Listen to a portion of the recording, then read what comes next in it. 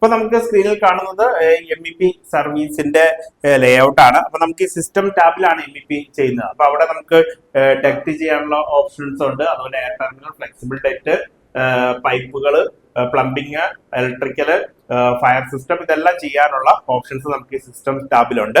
അപ്പോൾ ഇതിന്റെ അകത്ത് ഫുള്ള് നമ്മുടെ MEP വർക്കുകളാണ് ചെയ്തിരിക്കുന്നത്. ഇപ്പൊ MEP വർക്കിന്റെ അകത്ത് ഇപ്പൊ ഈ കാണുന്നത് പൈപ്പിംഗ് സിസ്റ്റം ആണ്. ഇപ്പൊ ഇവിടെ നമുക്കൊരു EWC ഉണ്ട്, ടോയ്ലറ്റ് കോംപ്ലക്സ് ആണ് ചെയ്തിരിക്കുന്നത്. അപ്പൊ ഈ EWC നമുക്ക് അതിന്റെ സോയിൽ പൈപ്പ് നമ്മൾ എടുത്തിരിക്കുന്നു. അതുപോലെ തന്നെ ഈ സോയിൽ പൈപ്പ് വന്നിട്ട് പിന്നെ നമുക്ക് ഇവിടെ നിന്ന് ഈ സൈഡിലേക്ക് സ്ലോപ്പ് ഇട്ടിട്ടാണ് നമ്മൾ ചെയ്തിരിക്കുന്നത്. അപ്പൊ ഈ സ്ലോപ്പ് ഇട്ട് പോയിരിക്കുന്ന സോയിൽ പൈപ്പിലേക്ക് അടുത്ത EWC എന്നുള്ള സോയിൽ പൈപ്പുകൾ നമ്മളിവിടെ കണക്ട് ചെയ്തിട്ടുണ്ട്. അപ്പൊ അതിന്റെ ഫിറ്റിംഗ്സുകൾ നമുക്ക് ഇവിടെ കാണാം. ഇവിടെ ഫസ്റ്റ് വരുന്ന ഒരു എൽബോ കൊടുത്തിട്ടുണ്ട്. അതുപോലെ തന്നെ നോർമൽ ഡ്രെയിൻ പൈപ്പാണ് ഈ കൊടുത്തിരിക്കുന്നത്, ഒരു വാഷ് ബേസിന്റെ ഡ്രെയിൻ പൈപ്പുകൾ. അപ്പൊ ഈ പൈപ്പിന്റെ ഒക്കെ നമുക്ക് റിവിറ്റ് ചെയ്യുമ്പോൾ നമ്മൾ ക്യാഡില് വെച്ചിട്ട് അതിനെ റെഫറൻസ് ആക്കി വെച്ച് നമ്മൾ റിവിറ്റ് റീഡ്രോ ചെയ്യുകയാണ് ചെയ്തത്. പക്ഷെ നമുക്ക് MEP ചെയ്യുന്ന ഇൻസ്റ്റിറ്റ്യൂട്ടിൽ പഠിച്ചു കഴിഞ്ഞാൽ നിങ്ങളുടെ ബെനിഫിറ്റ് എന്താന്ന് പറഞ്ഞാൽ എങ്ങനെയാണ് ഈ പൈപ്പ് സൈസുകൾ എടുക്കുന്നത്. അപ്പൊ ഈ പൈപ്പ് സൈസുകൾ എടുക്കുന്നത് നമ്മൾ ഡ്രെയിനേജ് ഫിസ്റ്റർ യൂണിറ്റ് എന്ന് പറഞ്ഞാൽ ഇതുണ്ട്. അപ്പൊ ആ ഡ്രെയിനേജ് ഫിസ്റ്റർ യൂണിറ്റ് വഴിയാണ് നമുക്ക് ഈ പൈപ്പിന്റെ ഒക്കെ സൈസ് എടുക്കുന്നത്. അത് വെച്ചിട്ട് നമ്മൾ അവിടെ നിന്ന് എന്ത് കണ്ടുപിടിക്കും? ഫ്ലോ റേറ്റ് കണ്ടുപിടിക്കും. ഇപ്പൊ ഡ്രെയിനേജ് ഫിസ്റ്റർ യൂണിറ്റിൽ നിന്ന് ഫ്ലോ റേറ്റ് കണ്ടുപിടിക്കും. ഈ ഫ്ലോ റേറ്റിൽ നിന്നാണ് നമ്മൾ എന്തെടുക്കുന്നത്? പൈപ്പിന്റെ സൈസ് എടുക്കുന്നത്.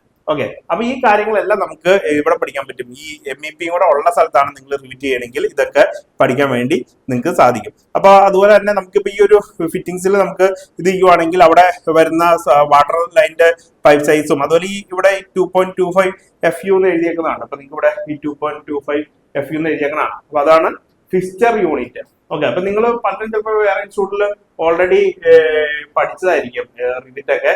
പക്ഷെ നിങ്ങൾക്ക് ഇപ്പൊ നിങ്ങൾക്ക് കാണാൻ ശരിച്ചുമാണ്. അപ്പൊ ഈ ഫിസ്റ്റർ യൂണിറ്റ് അല്ലെങ്കിൽ ഇങ്ങനത്തെ വാല്യൂസ് ഒക്കെ എന്താണെന്ന് നിങ്ങൾക്ക് പലർക്കും മനസ്സിലായിട്ടുണ്ടായിരിക്കില്ല. നമുക്ക് പറയുന്ന കാര്യങ്ങൾ കൂടുതലും ഓൾറെഡി MEP പഠിച്ച അല്ലെങ്കിൽ റിവിറ്റ് MEP പഠിച്ചു കഴിഞ്ഞവർക്കാണ് ആ ഡിഫറൻസ് ശരിക്കും മനസ്സിലാവുക. അപ്പൊ ഇങ്ങനത്തെ വാല്യൂസ് ടെക്നിക്കൽ ടൈംസ് എല്ലാം MEP പഠിക്കുന്ന സ്ഥലങ്ങളിലാണ് നിങ്ങൾക്ക് ചെയ്യാൻ പറ്റുള്ളൂ. ഇനി അല്ലാത്ത സ്ഥലങ്ങളിൽ നിങ്ങൾ റിവിറ്റ് പഠിക്കുമ്പോൾ ജസ്റ്റ് ഒരു മോഡലാക്കി നിങ്ങൾക്ക് അത് വരച്ചു പോകാം എന്നുള്ളൂ. അതിന്റെ ഒരു ടെക്നിക്കൽ ഡീറ്റെയിൽസ്, ടെക്നിക്കൽ നോളജ് നിങ്ങൾക്ക് കിട്ടത്തില്ല. അതുപോലെ തന്നെ നമ്മൾ ഡെക്റ്റിന്റെ കേസ് നോക്കുവാണെങ്കിലും ഈ ഡെക്റ്റിന്റെ സൈസ് ചെയ്യുന്നത് എങ്ങനെയാണ്, അതിന്റെ ഫ്ലോ റേറ്റ്, എയറിന്റെ ഫ്ലോ റേറ്റ്, കാര്യങ്ങൾ ഇതെല്ലാം നോക്കിയിട്ട് ഈ ഡെക്റ്റിന്റെ സൈസ് എടുക്കുന്നത്.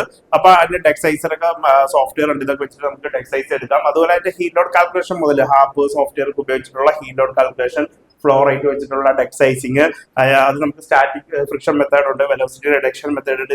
ഈ രണ്ട് മെത്തേഡ് വഴി നമുക്ക് ഡെക്റ്റ് സൈസ് ചെയ്യാം. അപ്പൊ അങ്ങനത്തെ ടെക്നിക്കൽ കാര്യങ്ങളും കൂടെ നിങ്ങൾക്ക് കിട്ടണമെങ്കിൽ നിങ്ങൾ MEP പഠിക്കുന്ന സ്ഥലത്ത് തന്നെ എന്ത് ചെയ്യണം? ഈ റിവിറ്റ് MEP കോഴ്സ് പഠിക്കണം. ഇല്ലെങ്കിൽ നമ്മൾ ചെയ്യുന്നത് എങ്ങനെയാന്ന് പറഞ്ഞാൽ ക്യാഡിനെ ജസ്റ്റ് നമ്മൾ ഇമ്പോർട്ട് ചെയ്യും, അതിന് റെഫറൻസ് ആക്കി വെച്ചിട്ട് റീഡ്രോ ചെയ്യും. ഇനി നമുക്ക് വരുന്ന റിവിറ്റ് MEP കോഴ്സിന്റെ അകത്ത് ഈ ഡെക്റ്റിന്റെ അകത്ത് നമ്മൾ നേവിസ് വർക്സ് എന്ന് പറഞ്ഞ സോഫ്റ്റ്വെയർ ഞാൻ കഴിഞ്ഞ വീഡിയോസിൽ കാണിച്ചിട്ടുണ്ടായിരുന്നു. അപ്പൊ അങ്ങനത്തെ സോഫ്റ്റ്വെയർ വെച്ചിട്ട് നമുക്ക് ഇതിന്റെ ക്ലാഷ് ഡിറ്റക്ഷൻ ചെയ്യുന്ന കാര്യങ്ങളും എല്ലാം നമ്മൾ ഇൻക്ലൂഡ് ചെയ്തിട്ടുണ്ട്.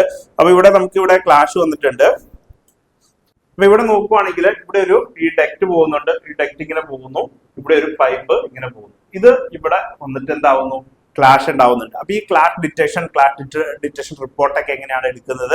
അപ്പൊ ഈ കാര്യങ്ങളൊക്കെ മിക്കവാറും നമുക്ക് പല വേക്കൻസീസും വരുന്നുണ്ട്, എബ്രോഡ് വേക്കൻസീസ് വരുന്നുണ്ട്. അതുപോലെ നമ്മളോട് ടൈപ്പ് ഉള്ള പല കമ്പനികളിലേക്കും റിക്വയർമെന്റ് വരുന്നുണ്ട്. ഞങ്ങൾക്ക് തന്നെ പ്രൊജക്റ്റുകളുണ്ട്. അപ്പൊ അതിനൊക്കെ വേണ്ടി നമുക്ക് എപ്പോഴും നമ്മുടെ സ്റ്റുഡൻസിനെ തികയാറില്ല. നമ്മൾ പുറത്ത് വേറെ ഇൻസ്റ്റിറ്റ്യൂട്ടിൽ പഠിച്ചവരെയും ഇന്റർവ്യൂ എടുക്കുന്നു. പക്ഷെ അങ്ങനെ പഠിച്ചു കഴിഞ്ഞ കുട്ടികളും ഒത്തിരി എമൗണ്ട് ഒക്കെ കൊടുത്തിട്ട് റിവിറ്റ് കോഴ്സുകൾ പഠിച്ചവർക്ക് പോലും നേവിസ് വർക്സോ ക്ലാഷ് ഡിറ്റക്ഷനോ അതൊക്കെ എങ്ങനെയാണ് ചെയ്യണമെന്നുള്ള നോളജ് അവർക്ക് ഉണ്ടായിരിക്കില്ല. സോ അതാണ് നമ്മൾ ഇങ്ങനത്തെ ഒരു ഇൻസ്റ്റിറ്റ്യൂട്ട് ചൂസ് ചെയ്യുമ്പോൾ തീർച്ചയായിട്ടും നമുക്ക് അവരുടെ ആ ഫീൽഡിലുള്ള ഒരു എബിലിറ്റിയും കാര്യങ്ങളും എല്ലാം നമ്മൾ നോക്കിയിട്ട് വേണം നമ്മളൊരു ഇൻസ്റ്റിറ്റ്യൂട്ട് ചൂസ് ചെയ്യാൻ വേണ്ടി.